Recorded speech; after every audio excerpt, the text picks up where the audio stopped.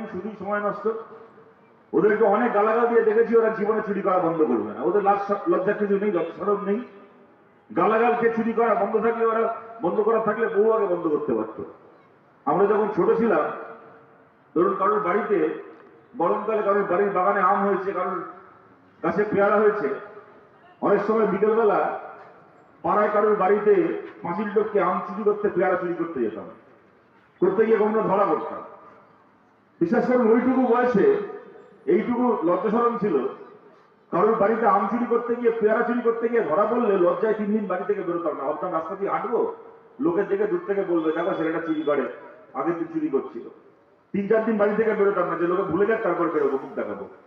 আর এই তৃণমূলের নেতাগুলোকে দেখি, এরা গরু চুরি করে, বালি চুরি করে, কয়লা চুরি করে, লোকের চাকরি চুরি করে, চিটফান্ডে টাকা চুরি করে, ধরা পড়ে, জেলে যায়।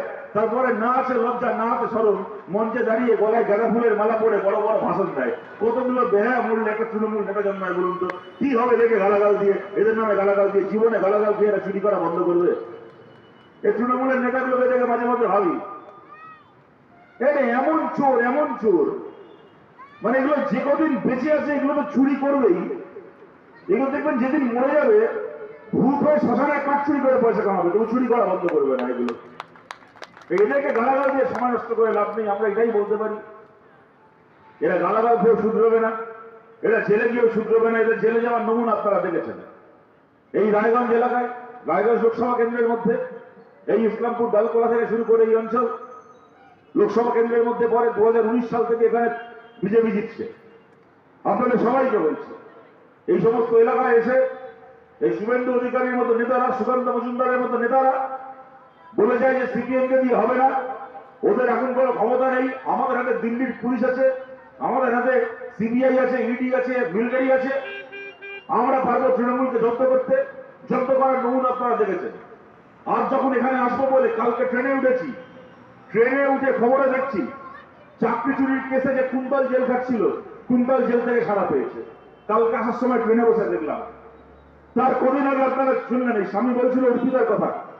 ওই অর্পিতা চোখের সামনে দেখেছি 55 কোটি টাকা, 55 কোটি টাকা ঘাড়ের তলা থেকে বেরোচ্ছে। সেই অর্পিতা ছাড়া পেয়েছে কদিন আগে। জ্যোতিপ্রিয়া মল্লিক এখন জেলে আছে, পাট্টাচার্য জেলে আছে, যে কোনোদিন ছাড়া পাবে। অনুব্রত ছাড়া পেয়ে গেল। ওর আগে সুদীপ থেকে শুরু করে, মদন থেকে শুরু করে, কুণাল ঘোষ থেকে শুরু করে সব পাড়া চোর ছাড়া পেয়েছে। আপনাদেরকে বলছি, যারা বিজেপিকেও সমর্থন করেছিলেন তাদেরকেও বলছি, আচ্ছা বলুন তো, আপনি কি করেন পেশায়? চাকরি করেন, ব্যবসা করেন, স্কুলে পড়ান, মাঠে কাজ করেন, কিছু একটা করেন, কেউ ডাক্তার, কেউ ইঞ্জিনিয়ার, অনেক টাকা মাইনে পাওয়ার চাকরি করেন। আপনি জীবনে কোনোদিন চাকরি করে ক টাকা ইনকাম করতে পারবেন? ব্যবসা করে আপনার ক টাকা সম্পত্তি হবে? আপনার 2 বছরের চাকরির মাইনে যোগ করলে আপনি যত বড়